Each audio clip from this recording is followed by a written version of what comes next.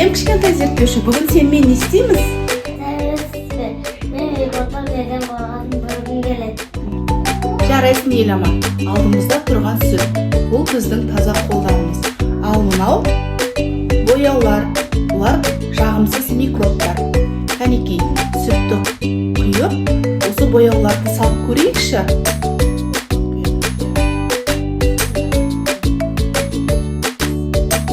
Ой, ағай қарайшы, микробтар қаптап кетті. Енді оларды қалай қуамыз? Қазір көреміз. Мына мақта таяқшасын алда жай ғана тигізіп көрші. Ештеңе болмады ғой. Апай, олар қашпай жатыр. Апа, қараңызшы, микробтар қашпай жатыр. Ал енді таяқшаны сабынға батырып көрейікші.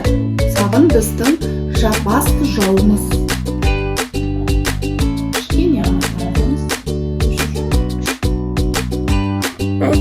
Қарашы, микробтар жандап қашып кетті. Көрдің бе еламан, сабын тиген бойда микробтарға орын қалмады. Бұл не дегеніміз?